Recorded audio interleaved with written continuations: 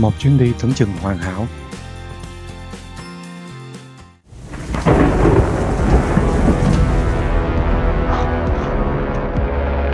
Đã biến thành một cùng rượt đuổi với bóng tối và thử thách.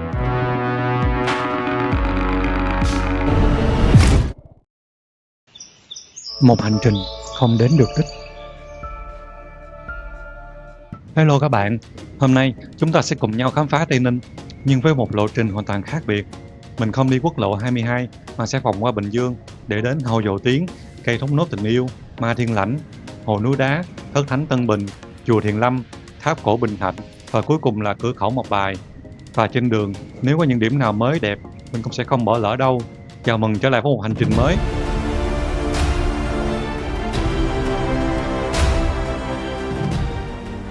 Còn vài trăm mét nữa là tới Hồ Dầu Tiếng rồi. Mình xuất phát từ 7 giờ sáng đó, bây giờ là 9 giờ rưỡi hơn. Hồ Dầu Tiếng là hồ thủy lợi nhân tạo lớn nhất Việt Nam và khu vực Đông Nam Á. Mình sẽ so sánh nhanh với lại hồ Trị An. Còn riêng về top 5 hồ thủy lợi của Đông Nam Á, Việt Nam chiếm 3 trên 5 hạng. Nếu Việt Nam nói đứng hạng thứ 2 về hồ thủy lợi thì không ai dám nhận hạng 1 đâu. Để có được biển Hồ Dầu Tiếng vĩ đại này, đòi hỏi một cuộc di dời dân cư quy mô lớn cho những hộ dân đang sinh sống ven hồ tái định cư. Và từ năm 1981, những cánh rừng nguyên sinh, những ngôi làng vắng bóng người đã phải lùi vào dĩ vãng, bị nhấn chìm sâu dưới hàng tỷ mét khối nước hơn 40 năm trước. Cái tên Dầu Tiếng đã trở thành một di vật phi vật thể, một lời nhắc nhở về cái giá của sự phát triển, một lời thì thầm của quá khứ vọng về từ đáy hồ sâu thẳm. Bạn ấn tượng về hồ Dầu Tiếng hay hồ Trị An? Hãy để lại bình luận bên dưới nha. Hồ đang nằm bên tay trái mình nè, hình như bị đóng cửa hay sao ta, để mình quay xe lại thử xem. Có bảng cấm nè các bạn ơi, cấm người và phương tiện không có nhiệm vụ ra vào. Thôi để mình chạy qua cái cổng khác xem sao. Hồ Dầu Tiếng không chỉ cấp nước cho Bình Dương, Tây Ninh, thành phố Hồ Chí Minh mà còn cấp nước cho cả Long An thông qua kênh Chính Đông đổ vào sông Vàm Cỏ Đông, góp phần thay đổi tỉnh Long An. Mình tới cổng khác rồi, nhưng mà nó cũng đóng các bạn ơi. Vậy là mình không có thông qua được Hồ Dầu Tiếng rồi. Thôi cũng hơi tiếc thiệt, nhưng mà mình phải đi tiếp qua chỗ khác thôi. Thì mình nói tiếp cái vụ hồi nãy. Thì trước khi mà có Hồ Dầu Tiếng á, ở Long An á, chỉ có thể canh tác một vụ mùa lúa vào ngay mùa mưa thôi. Sau khi có nước Hồ Dầu Tiếng á, thì có thể canh tác lên 2 đến 3 vụ một năm. Nước ngọt giúp cho rửa phèn, cải tạo những vùng đất hoang hóa hơn. Mình sẽ đi thẳng đi qua Dương Minh Châu. Khúc nãy 50 cây số, còn bây giờ có 40 cây số à. Mình thấy đi đường DT 781 này mát mẻ hơn quốc lộ 22 rất nhiều. Bên tay phải mình là đang dọc Hồ Dầu Tiếng đó. Chỗ này thấy cũng đẹp đẹp nè. Để mình chạy cho coi thử sao. Biết đâu ra được bờ hồ. Hai bên là đồng cỏ xanh tươi luôn các bạn. Ở phía xa xa có mấy con bò rồi. Không biết lên hình các bạn có thấy rõ không? Ở phía trước cát ướt quá không biết có vào được không. Để mình hỏi người dân ở đây thử xem sao. Có anh kia chạy phía sau nè. Có cho vô không? Không cho vô hả anh? Dạ cảm ơn nhiều nha. Để mình chạy xuống đồng cỏ bên tay phải mình thử.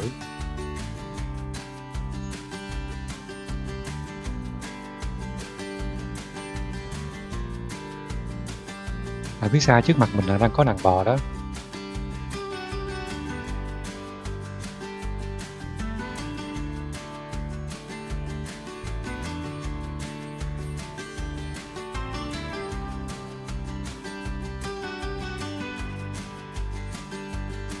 Xe bị lún rồi các bạn. Ở phía xa xa có mấy cái bãi mìn nè, các bạn đi phải cẩn thận nha. Từ đây qua cây thốt nốt tình yêu tầm 20 cây số nữa, mình sẽ đi ngang qua chợ Dương Minh Châu. Quốc lộ 22 từ lâu đã được xem là huyết mạch chính dẫn đến Tây Ninh, một con đường rất hiệu quả, trực tiếp. Nhưng theo mình thì dường như thiếu đi điều gì đó. Mặc dù sẽ đến đích, nhưng có thể sẽ dễ dàng bị lãng quên. Vì vậy, mình đã chọn cung đường này thay vì quốc lộ 22 hoặc đường biên giới mà anh em phượt nặng đô hơn hay đi. Nhìn thấy cụm núi phía trước như vậy thôi, chứ không phải tầm hơn 20 cây số nữa mới tới được núi Bà Đen. Còn 4 cây số nữa là tới cây thốt nốt tình yêu rồi. Mình mới làm một tô phở ở gần chợ Dương Minh Châu á, mình nghĩ là còn 4 điểm nữa. Nếu mà đi hết thì chắc trễ lắm, ăn cũng không có kịp, nên thôi mình quyết định ăn sớm luôn. Vừa phải bên đường Khe Đôn này. Cái tên Khe Đôn trong tiếng Khmer có nghĩa là gió đó các bạn.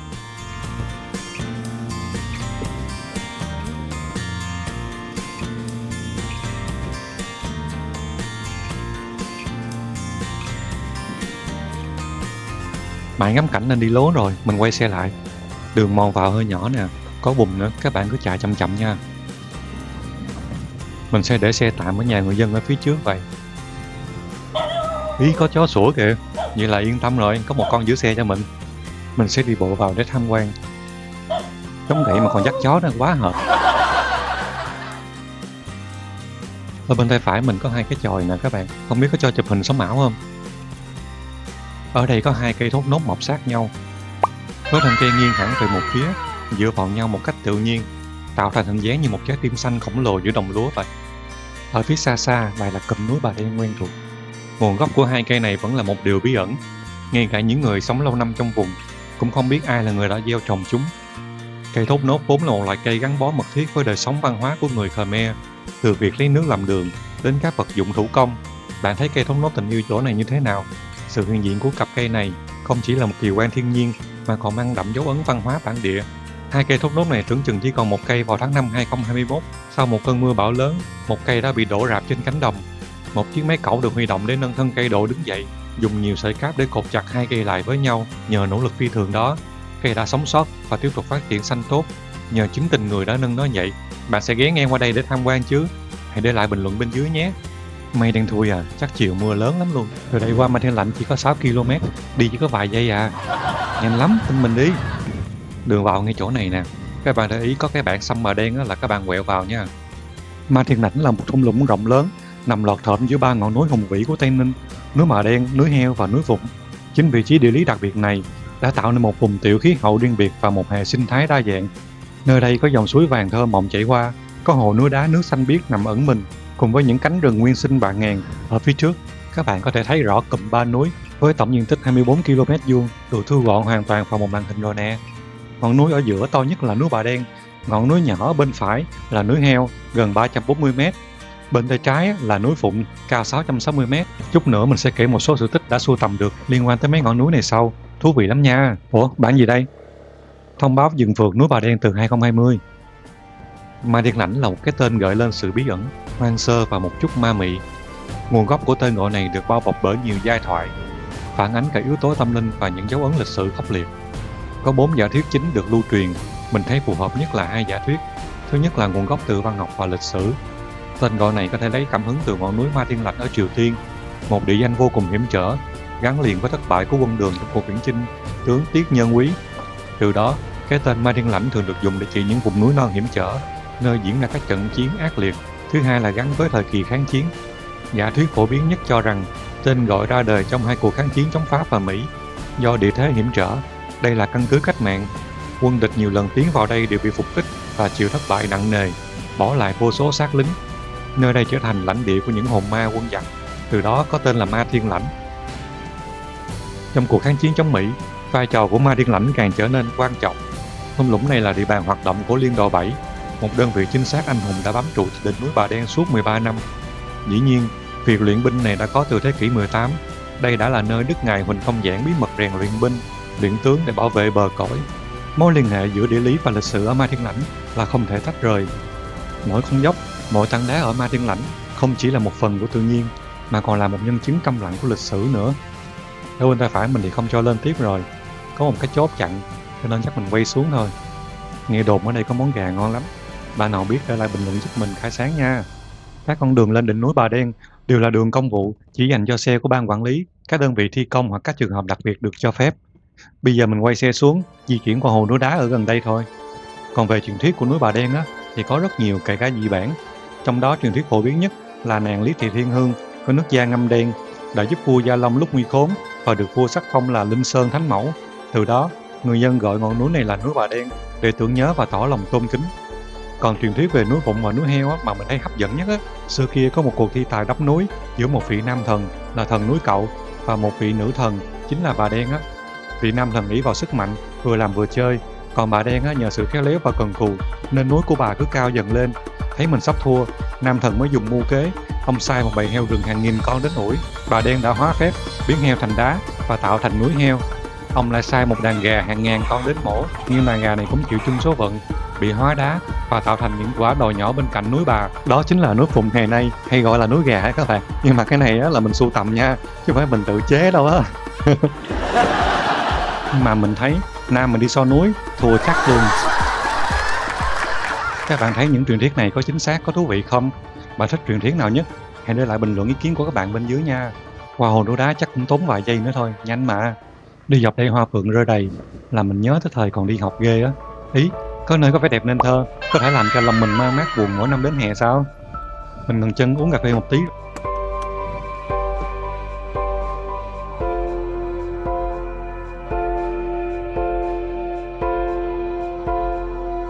Tranh thủ chụp vài tấm nè. Các bạn thấy có tấm nào đẹp không nè? Hết hồn chưa? Quá tuyệt vời luôn. Mình đặt tên đây là cây phượng cô đơn á, các bạn thấy có hợp không?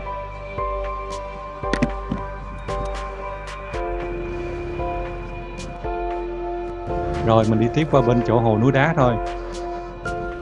Hồ núi đá mà mình sắp đến là một ví dụ điển hình về vẻ đẹp tình cờ, nơi thiên nhiên đã chữa lành và biến đổi một vết sẹo do con người tạo ra thành một thắng cảnh ngoạn mục. Ít ai biết rằng trước đây, khu vực này là một mỏ khai thác đá granite quy mô lớn. Sau một thời gian hoạt động, mỏ đá bị đóng cửa và bỏ hoang. Theo năm tháng, nước mưa từ các triền núi đổ xuống, đọng lại thành lòng mỏ sâu và không có lối thoát, dần dần tạo thành một hồ nước trong xanh như ngày nay. Do vị trí nằm trong thung lũng Ma Thiên Lãnh, được bao bọc bởi ba ngọn núi hùng vĩ là Bà Đen, núi Phụng và núi Heo, tạo nên một phong cảnh sơn thủy hữu tình, tách biệt với thế giới bên ngoài. Nước hồ có màu xanh ngọc bích đặc trưng, trong vắt và tĩnh lặng, vạn chiếu bóng núi mây trời, khiến nơi đây được ví như là một viên ngọc bích quý giá giữa rừng.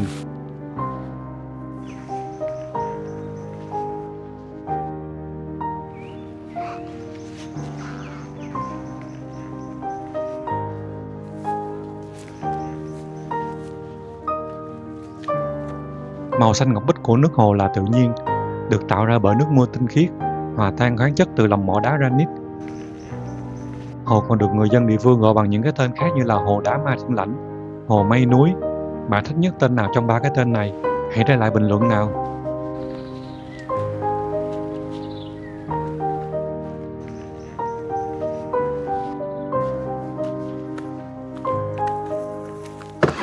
Mình sẽ ghé qua thất thánh Tân Bình ở gần đó, đi chỉ có vài giây à. Vào năm 2023, đạo Cao Đài được xếp thứ 3 trên 11 tôn giáo đang có mặt ở Việt Nam, với số lượng cơ sở là 1.300, nhiều hơn cả đạo Tin Lành là 900 cơ sở. Cuối cùng là vì sao mình ghé đạo Cao Đài này? Vì hành trình về sẽ ghé cái nôi đạo Cao Đài, không phải là tòa thánh Tây Ninh đâu nha. Thành phố Tây Ninh đã thành lập vào những ngày cuối cùng của năm 2013. Mình có đến đây vào tháng 9 2014. Sau 10 năm quay lại, mình vẫn rất ấn tượng. Vẫn những con đường rộng rãi 3 làn đường đó, rất sạch sẽ, vẫn mang vẻ bình dị, sâu lắng. Người dân nơi đây rất mộc mạc, chân thành mà đậm đà tình người. Mình chỉ ước gì tất cả đường ở thành phố Hồ Chí Minh cũng rộng rãi 3 làn đường như vậy. Các bạn thấy mình ước vậy có hợp lý không? Hãy để lại ý kiến của các bạn bên dưới.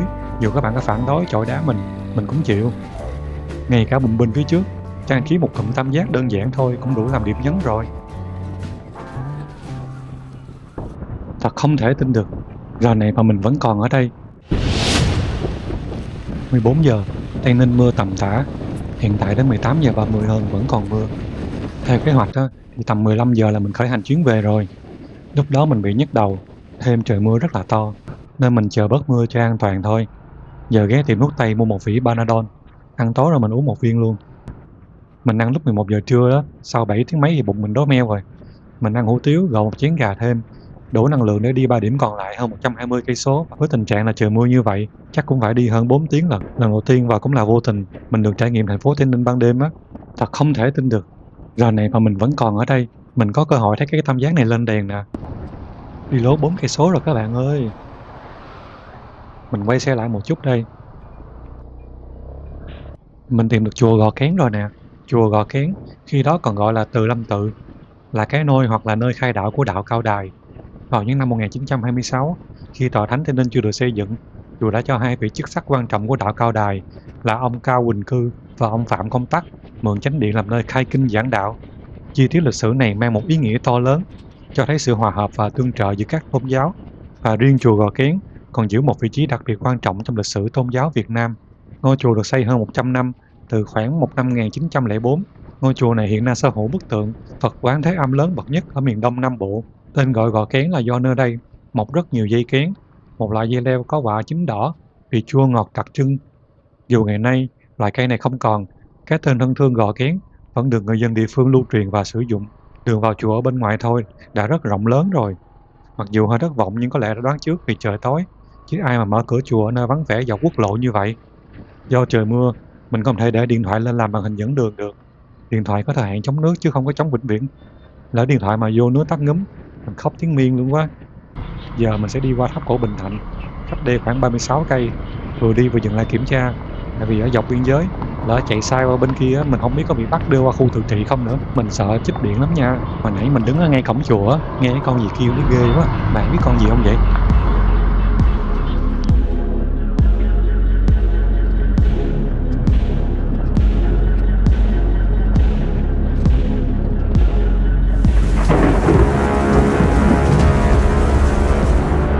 Con đường phía trước tối đen như mực.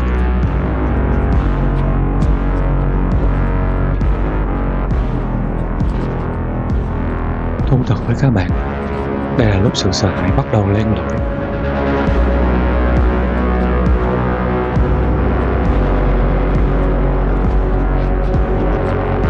Đã không dưới 3 lần, mình có suy nghĩ muốn quay đầu xe.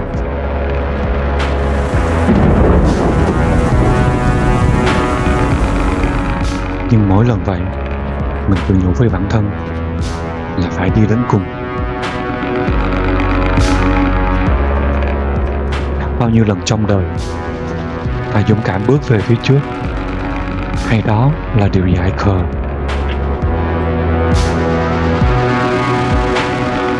Khu vực này có người sinh sống, không còn tối đen như đoạn lúc nãy. Nếu so sánh với đi đường sắt đêm mà mình đã từng làm video, thì nơi này cho mình cảm giác bất an hơn rất nhiều. Con đường mà mình đang đi qua, nó chạy xuyên qua nhiều xã biên giới thuộc huyện Bến Cầu, nơi mà hơn 40 năm về trước đã từng gánh chịu sự tàn khốc của những cuộc chiến tranh. Và thật khó tin là ngôi tháp cổ hơn 1.000 năm tuổi này đã phải lặng lẽ chứng kiến những sự kiện bi thảm diễn ra ngay trên mảnh đất xung quanh nó vào cuối những năm 1970. Có lẽ cảm giác bất an của mình đêm nay chỉ là một tiếng vọng rất nhỏ từ quá khứ đau thương của vùng đất này. Từ lúc đi phượt đến giờ, mình thấy quãng đường này là con đường cho mình cảm giác lâu đến nơi nhất mà mình đã từng đi, dù chỉ có 10 cây số tính từ cửa khẩu Mộc Bài vào đến nơi này. Chỉ còn một chút xíu nữa thôi, vài chục mét nữa là đến nơi rồi.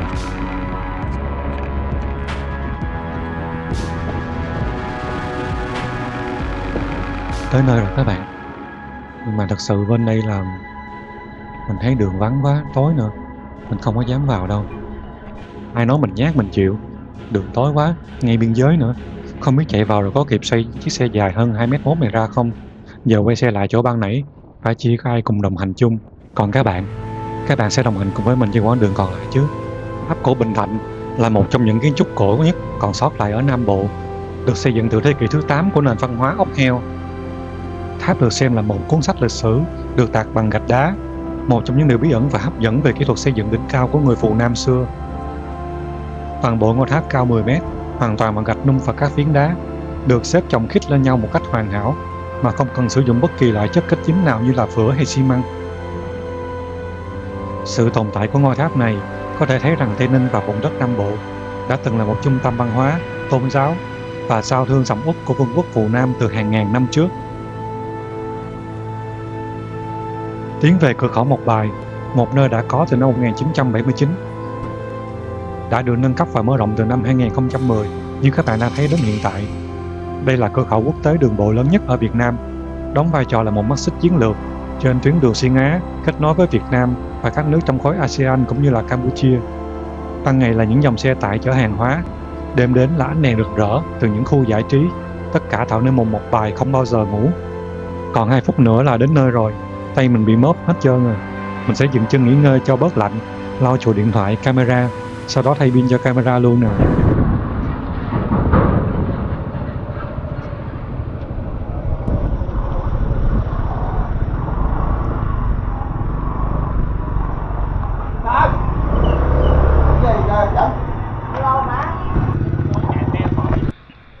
Mình nghỉ ngơi xong rồi, cơ thể cũng ấm lên rồi, đủ sức khởi hành về thành phố Hồ Chí Minh.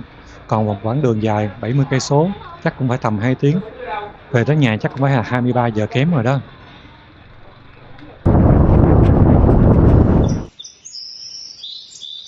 Một hành trình không đến được đích. Nhưng với tôi, chính hành trình mới là đích đến. Và đây là câu chuyện về Tây Ninh của tôi.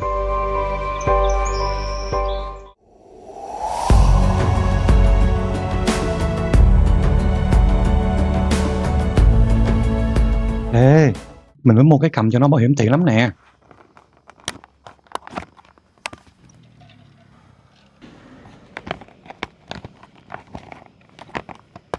Rồi tiện dữ chưa?